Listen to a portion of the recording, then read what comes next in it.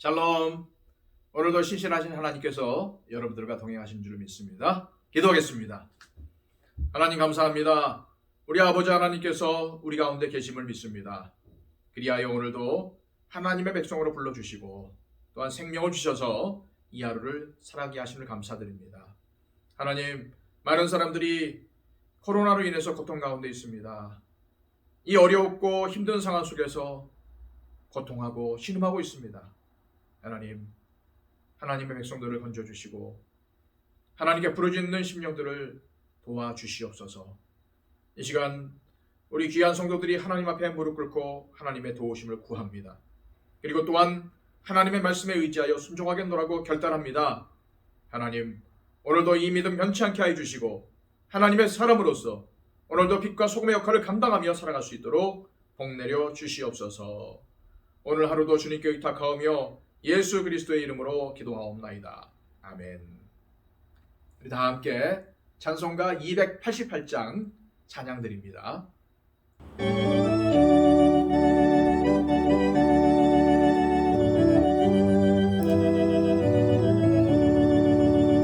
예수를 나의 구주 삼고 성령과 피로써 거듭나니 이 세상에서 내 영혼이 하늘의 영광 누리도다. 이것이 나의 간증이요 이것이 나의 찬송이세. 나 사는 동안 끊임없이 구주를 찬송하리로다. 온전히 주께 맡긴 내 영 사랑의 음성을 듣는 중에 천사들 왕래하는 것과 하늘의 영광 보리로다. 이것이 나의 간증이요 이것이 나의 찬송이세. 나 사는 동안 끊임없이 구주를 찬송하리로다. 주 안에 기쁨 누림으로 마음의 풍랑이 잔잔하니 세상과 나는 간것 없고 구속한 주만 보이도다. 이것이 나의 간증이요 이것이 나의 찬송이세. 나 사는 동안 끊임없이 구주를 찬송하리로다.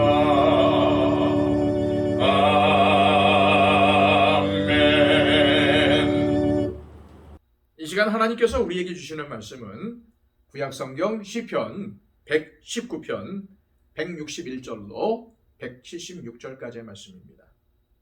구약성경 895쪽을 참조하십시오.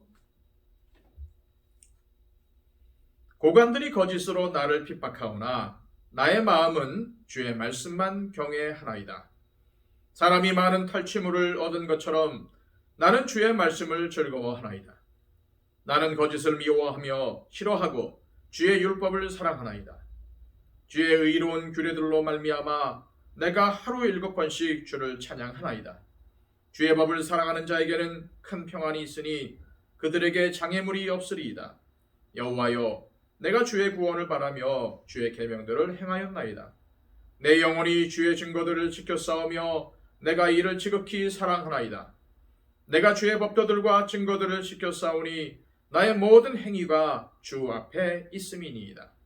여호와여, 나의 부르짖음이 주의 앞에 이르게 하시고 주의 말씀대로 나를 깨닫게 하소서. 나의 간구가 주의 앞에 이르게 하시고 주의 말씀대로 나를 건지소서. 주께서 율례를 내게 가르치심으로 내 입술이 주를 찬양하리이다. 주의 모든 계명들이 의로움으로 내 혀가 주의 말씀을 노래하리이다. 내가 주의 법도들을 택하여 싸우니 주의 손이 항상 나의 도움이 되게 하소서. 여호와여, 내가 주의 구원을 사모하여 싸우며 주의 율법을 즐거워하나이다. 내 영혼을 살게 하소서. 그리하시면 주를 찬송하리이다. 주의 규례들이 나를 돕게 하소서. 이른 양같이 내가 방황하오니 주의 종을 찾으소서. 내가 주의 계명들을 잊지 아니함이니이다. 아멘. 시편 119편은 성경에서 가장 긴 장입니다. 이제 우리는 이 시편의 마지막 부분을 살펴보고 있습니다. 161절입니다. 고관들이 거짓으로 나를 핍박하오나 나의 마음은 주의 말씀만 경외하나이다.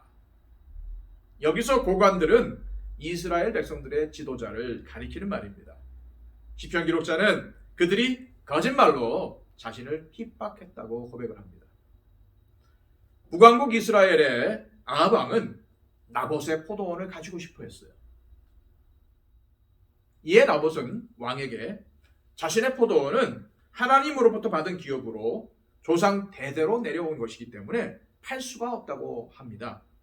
그러자 이 아합의 부인인 이 악한 이세벨은 나봇을 거짓말로 음해하고 거짓 증인을 세워서 그를 죽이고 그 포도원을 빼앗아 아합에게 가지게 했습니다. 아합은 바알 선지자 450명, 아세라 선지자 400명이 나라에 있을 정도로 우상 숭배에 열심을 내는 왕이었지만 하나님께서 결정적으로 그를 죽이기로 작정하신 것은 나봇을 죽이고 그의 포도밭을 빼앗은 사건 때문이었어요. 하나님은 엘리야를 아합에게 보내 나봇의 일을 책망하시며 개들이 나봇의 피를 핥은 곳에서 내 피, 곧 내 몸의 피도 핥으리라고 아합에게 심판이 임할 것을 말씀하셨습니다. 이처럼 백성의 지도자가 하나님께서 맡기신 백성들을 돌보는 것이 아니라 착취하고 모함하고 죽이고 빼앗는 것을 하나님께서는 다른 어떤 악보다도 큰 악으로 보시고 심판을 하시는 것입니다. 지금 시편 기록자도 백성의 지도자들에게 사실이 아닌 것으로 핍박당하고 어려움을 겪고 있습니다. 그러나 그는 주의 말씀만을 경외한다고 고백을 하죠. 162절 말씀입니다. 사람이 많은 탈취물을 얻은 것처럼 나는 주의 말씀을 즐거워하나이다. 여기서 탈취물을 얻는다는 것은 전쟁에서 승리한 것을 뜻합니다. 먼 옛날에 적군과 싸워서 이기고 수많은 전리품을 얻는 것보다 더 큰 기쁨은 없었을 것입니다. 하지만 수많은 전리품을 얻는 것보다 더 큰 기쁨을 시편 기록자는 하나님의 말씀에서 얻는다고 고백을 하고 있어요. 시편 기록자의 이 고백이 저와 여러분들의 고백이 되기를 소망합니다. 163절, 164절 말씀입니다. 나는 거짓을 미워하며 싫어하고 주의 율법을 사랑하나이다. 주의 의로운 규례들로 말미암아 내가 하루 7번씩 주를 찬양하나이다. 시편 기록자는 하루 7번씩 하나님을 찬양한다고 고백을 하고 있습니다. 여기서 7번은 7, 성경에서 완전함을 뜻하는 숫자입니다. 하나님께서 7번째 날을 안식일로 정하셨고 또한 노아는 방주에 정결한 짐승을 7쌍씩 넣었습니다. 그리고 속죄제를 드릴 때에 제사장은 손가락에 피를 찍어서 성소의 휘장에 7번 뿌렸습니다. 이처럼 시편 기록자가 하루에 7번씩 하나님을 찬양했다는 것은 쉬지 않고 하나님께 찬양을 드렸다는 의미입니다. 165절 말씀입니다. 주의 법을 사랑하는 자에게는 큰 평안이 있으니 그들에게 장애물이 없으리이다. 하나님께서는 하나님의 말씀을 사랑하는 성도들을 도와주십니다. 그리고 하나님의 말씀을 사랑하는 마음은 우리 성도들이 늘 가지고 있어야 하는 마음입니다. 성도가 하나님의 말씀을 사랑하는 것을 멈추면 반드시 시험에 드는 일이 생깁니다. 꼭 명심하시길 바랍니다. 잘 되던 일들에 문제가 생기는 것은 하나님 말씀을 사랑하기를 잊었기 때문입니다. 다윗이 왜 밧세바와 간음을 했겠습니까? 하나님의 법을 잊었기 때문입니다.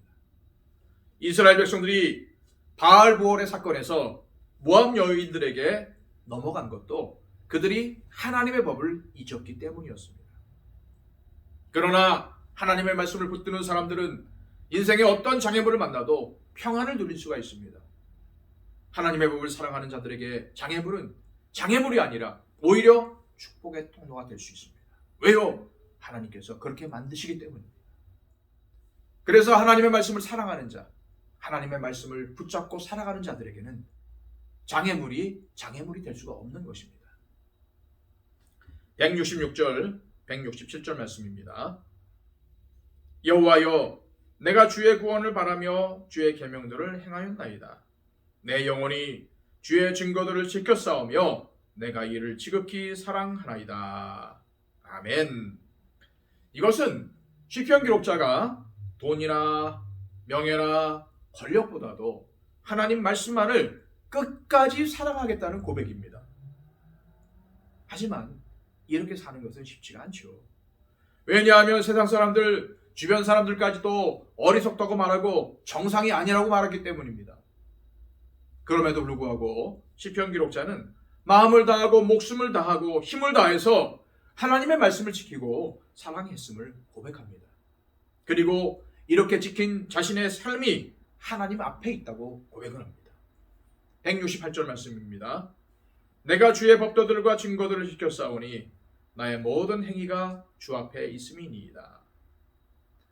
시편 기록자의 이 고백은 자신이 하나님의 말씀을 말로만 지킨 것이 아니라 자신의 삶으로 지켜왔음을 고백한 것입니다. 참 멋있는 고백 아닙니까? 저와 여러분들도 이러한 고백을 드릴 수 있기를 소망합니다. 169절, 170절 말씀입니다. 여호와여, 나의 부르짖음이 주의 앞에 이르게 하시고 주의 말씀대로 나를 깨닫게 하소서. 나의 간구가 주의 앞에 이르게 하시고 주의 말씀대로 나를 건지소서. 시편 기록자는 자신의 부르짖음이 하나님 앞에 상달되기를 간절히 구하고 있습니다. 이는 그가 자신의 연약함을 알기에 하나님 앞에 이렇게 기도한 것입니다.